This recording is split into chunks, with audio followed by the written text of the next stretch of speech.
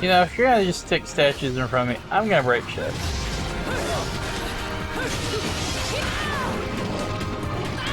You know, one of these days, I'll actually start putting out more games and talking about doing it. And I'm going to put a boss fight in the chest.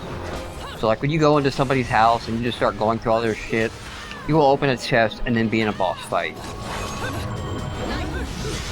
Should be like, you know, Chrono Trigger, going to the last boss way too early kind of thing. Be like a boss fight against some little girl's teddy bear or something. Which she's suspiciously chained up and locked inside the chest.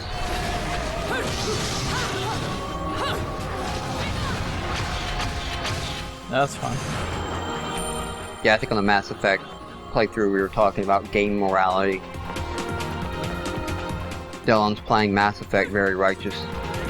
Except has no problem going through everybody's things because the game does not punish you for that.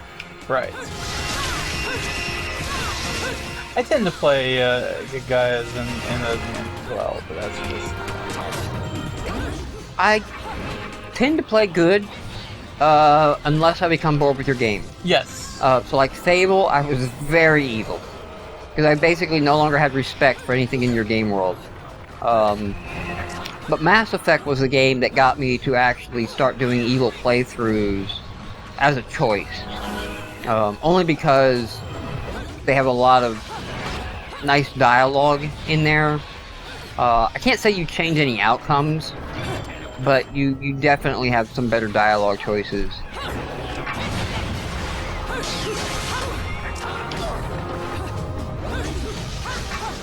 One game that I think if I were to play it, which is highly unlikely because of my feeling on the game and its status as a non-game game, would be the Walking Dead game. I think I'd probably be an asshole in that. I've watched some playthroughs of somebody failing at doing that. Like actually trying to be Asshole Lee, I think is one of the name of the playthrough guys. Or the name of the playthroughs. Basically, like, what would be the most asshole choice at this moment? And man, it's hilarious listening to him of like, oh man, I do not want to be that much of a dick, you know, to this little child, but I'd be like, that is the rule. I'd be like, fuck that kid.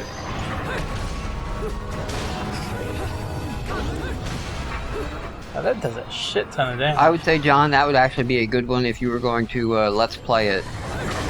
Because I don't think I've ever seen anybody really get into the spirit of being an asshole in that game. Most of them have been like, I want to see the other dialogue options. But you could tell by their conversation, you know, they were just doing it to kind of see the dialogue options. I think part of it would be, I don't care about The Walking Dead at all. Yeah, I think that's your advantage. I think that's... the people who have done it have already played it through once and love the game. See, I have problems with that being the game of the year because there's no game to it. It's more of a visual novel style. Yeah, I've actually said that to Nathan.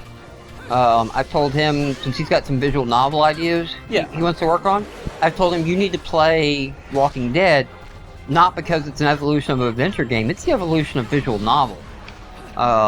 And that'll probably give you some ideas of what you might want to do. I mean, the adventure game bits in it are almost just like breaking up a bit of the visual novel, you know? Of like, alright, we're gonna give you a break here from dialogue. Well, it's, you know, again, there's just quick time events. I don't know that constitutes gameplay to me. It's part of an experience. I think you've convinced me now that I am going to record and put on YouTube my presentation that I did. Because as I'm listening, you know, it's like you're very well fitting into... There's a whole big section in there getting into the different gamer profiles and the reasons people play games. There's actually a guy who's done a lot of study and has correlated actual statistical correlations between your psychological profile and the types of games you play. Not like a violence perspective. I'm talking about, are you the type of person who explores or who builds, you know? Like if you're a Minecraft player, you usually fall into one of two camps. There's the Minecraft player who's off exploring the world, and then there's the one who's building, you know, like recreating the pyramids and the Hanging Gardens. Or the Enterprise, you know, whatever floats your boat. There's a type of person that says, man, fuck that game. I don't Yeah, wanna play there's people that. who don't play it at all. Which I am firmly in that camp. Although I like Minecraft better than I like Fortress Craft, even though that guy refuses to admit that he's just ripping off Minecraft. The guy that did it is Jason Vanderhees. The lead designer behind Far Cry 3, which is actually on my list to Wait.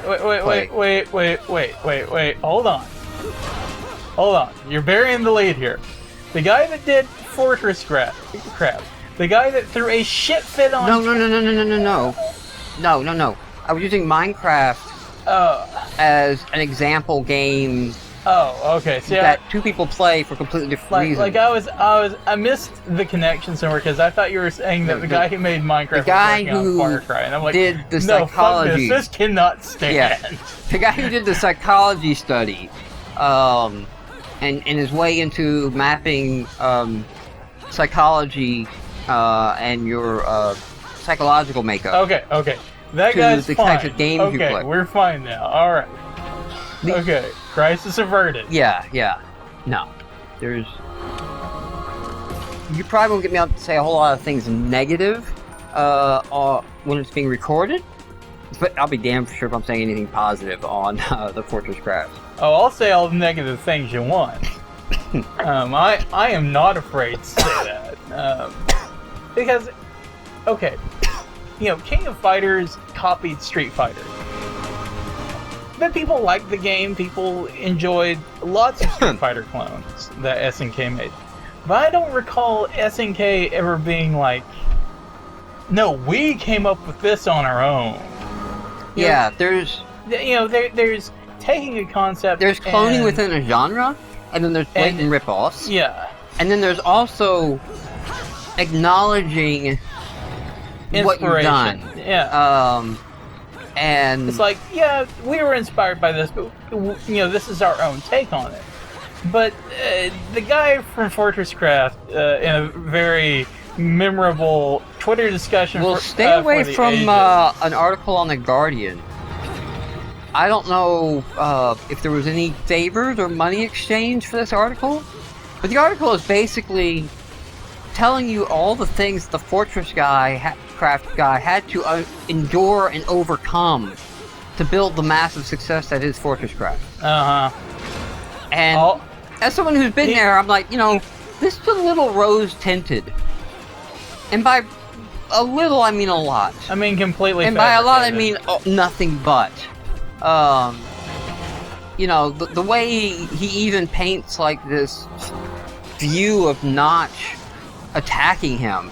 And it's like, dude, the only thing that Notch ever said was a tweet that basically said, you got one. It was, like, creatively bankrupt, but at the same time, he doesn't believe that he should have any right to shut it down, you know? Like, it's not actual content theft because you didn't steal the art assets and everything. And the rules of the game are not copyrightable. It's not something that's protected by copyright, because it would just be insane at that point to come up with a new game if it was. And this is kind of the downside of that, This is kind of the... technically, yes. You did not infringe upon the copyright of Minecraft, but dude, this is totally not why that is left open. Yeah. But I just found the way that he handled those comments to be just stupefying. Well, and then his PR agent, just downright racial slurs at people. I mean, that's really the moment where I'm like, okay, we did do a Game Marks 30-minute trial of the game, because again, I knew it was like a big thing. It was like, wow, somebody's actually cloning Minecraft.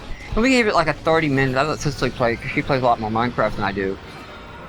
Just an honest look at what it was, and, you know, at the time there was no Minecraft on the console, you know? So it was a big deal. And it was a big deal, and we covered it from that, but man, like, the stuff on that, when it got into the racial slurs, that's where I was just like, you know, I don't have to give any more time on my site to you. I'm done. And, you know, to this day, like, that still sticks in there. I think things going on, and I'm like, you know, you kind of have the same PR staff in place. And I kind of am entitled to my opinion of you, so that's where we sit. Yeah. Not that anyone reads my site, and not that you don't have $3 million from doing it. And just fuck that. That is another prime example of why karma is a myth. Oh yeah, yeah. And you know, I don't take that from him either. It's like, yeah, you have $3 million, and you've had problems of player base and scale and issues that came with that as well that you did figure out and solve. Just, you know, dude, wouldn't it have been awesome if it was also your own game? Right? Like, you can make the argument all you want, but at the end of the day, like, nobody cares about a Fortress Craft 2. I also find it hilarious that he did make a lot of statements. I actually have these bookmarked or linked somewhere. He did make a lot of statements about how Minecraft, Notch lost his chance, and people are going to continue to play Fortress Craft when Minecraft comes to the Xbox. Of course, yeah, I'm sure there's... These are in articles and these are quotes, and I have the link saved. I'm like, oh yeah, you missed that one, buddy. I think Minecraft has outsold Call of Duty. I think we can say that now. I know it's the #1 downloadable title. Period, and on the Xbox 360 or something, but I think it is I don't know. I may not be right on that, but that's where it's at. It's like 1 or 2.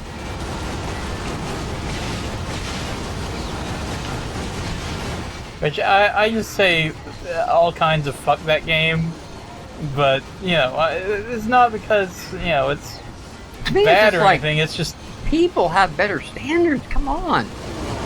You know, like... Yeah. There's Minecraft now on the Xbox. I mean, it was classic... Also, if you're playing Minecraft, what are you doing on a console anyway? Although I kind of know the answer to that because... some of the guys I know that have kids that play it on the console, it's about that their friends are there. And it's a console, so it just means an easy, did we get that? Yeah. Wait. You're not dead? No, he's definitely not dead. I just don't know what I'm supposed to do anymore. What are we gotta hit back his rocket? Oh, there's another gun on the left. Yeah. Okay.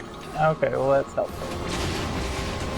It reminds me of the times when Disney was at the height of its resurgence in the 90s, where, you know, there'd be like, Aladdin would come out, and if you went to Walmart, somebody would have made a home video version of Aladdin that wasn't the Disney version, but because Disney, you know, takes these public domain stories. Dude, those are on and Netflix, man. them. I don't know if you have Netflix or not. Not presently. Netflix has that shit. It's a little disgusting because the Disney stuff is there. Oh man, I pulled up one, and it was a Puss in Boots ripoff. Yeah. With William Shatner as Puss in Boots. And I can't even watch it for the bad train wreck that it is. Like, I put it in because I'm like, this is going to be a train wreck. When the 2-year-old walks out on your movie, you've done something wrong. But yeah, it's just kind of disgusting. It's there, and like I said, like, that kind of freedom is kind of needed because you couldn't really draw that line very well. Mm-hmm. And then you're gonna shut down some legitimate, you know, well, like in, you know, one of my favorite genres is real-time strategy. And they're prior to StarCraft coming out and basically shutting down the genre. Because after StarCraft came out, like, nobody really iterated with anything interesting beyond that point to get people off of StarCraft. Right. And then it wasn't financially viable, so because they weren't selling. Up until that point, they were all highly derivative of each other, you know, with just weird twists. You know, like you played Total Annihilation, I think it was, because you could have an insane 99 units or something. That was like its thing. Command and Conquer for a while was good.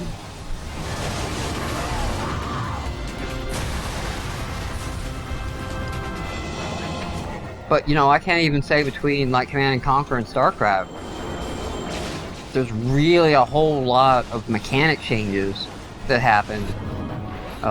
More than just the Blizzard polish that Blizzard is known for, of, like, we really didn't do anything different.